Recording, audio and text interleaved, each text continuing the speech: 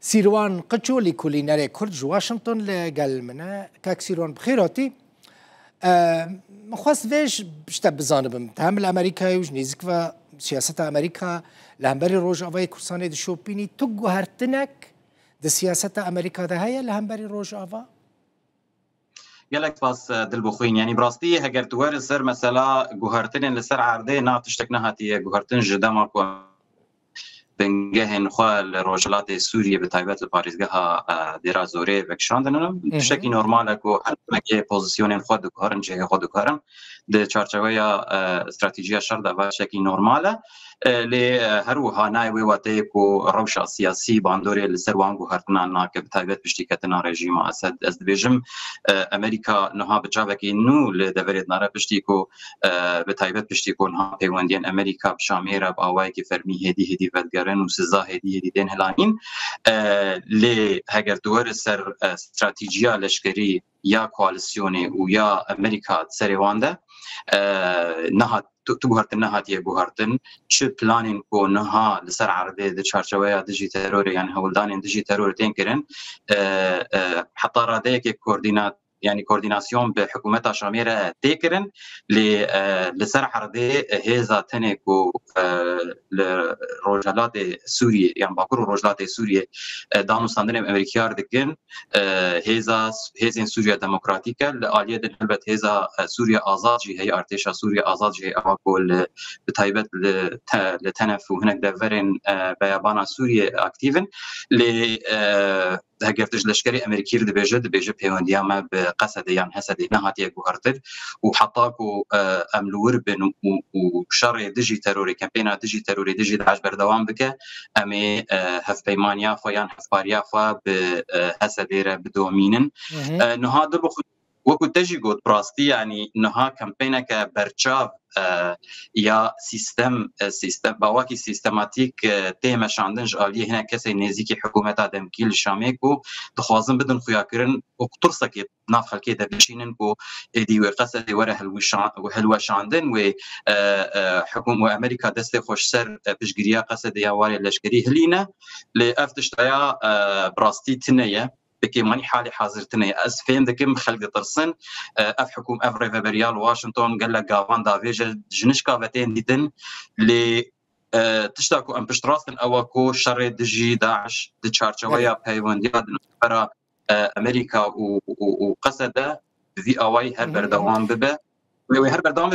دوري جوهرتنين كل شامد نافرا واشنطن وشامد لغور نارينا مثلا انت تشافريكرن كوفار روجان توم بارك نونري دونالد ترامب جبو سوري كنت همان دمي دا باليوز أمريكا إلا أنقرة مظلوم عبدي ببينه الجور تخميناته و يعني زختك المظلوم عبدي بكاكو بتشا مثلا لقال يعني مظلوم عبدي نشار بالقال حكومته سوريا كار بكا يعني جي لازم بكا جبو كتافلي ارتشا سوري وهيزين أمنيا سوريا ببا بله يعني نها نايف شرطين كو اف كسايتي بتايبت هيزك سياسي بيترجيا باليوزكي هي براستي يعني فايل سوريا وقالك فايل اندنيين ام بيجن دوسي اندنيين دفرج دستي ماركو روبيو وتيما اولكاريان اجتماعي يعني كونسي اولكاريان اجتماعي هاتنا در خصن دستي ويجبر كسايتك دوستك نيزيكي ترامب وافتش وغافا جو تشتنا دبيجه براستي سياسه السروانتين افاكرن غافا جو دبيجه ببشكي بك كاركري يعني دقوناغ جبوناغ هذا هفكاريك دناف برا وبشكي بكك هبو افاي نرينا حكومه امريكي براستي ند دبلوماتيكي نورماله دبلومات بجشتي وزاره درفا تشتي نصاب في اوايكي برچاف وكري نابيجن ل باراك كسكي ناساي يعني بهالوستينوي بشكي بلكي سير وعجيب تندي تنقابا بحثا سايكس بيكو دكاو دبيجا از جوهرتني او جوهرتنين كو سايكس بيكو بري صدو نظام چند سالا پیک آنین امریکا وی که دوباره ناکه امی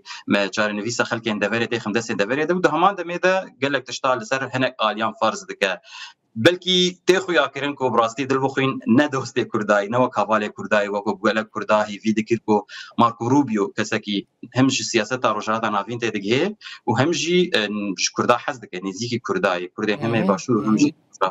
کەسنی وەکو مایک واڵز ئەوانە مخابن هاتن دوورخستن مایک واڵز پۆستە خوا دەرخستن بۆ ببە نونەری ئەمریکا لە نەتەوەینێک بووی و ڕوبی و حتا ڕادەیەکێ دەوێت دۆسەیە بتایبەت و هەنێک دۆسەیەن دن ڕۆڵاوی هاتیە پۆچکردن یان هاتیە لاوازکردن لێ تام باراک تشتێکی دخوازەش هەر کەسی بێژە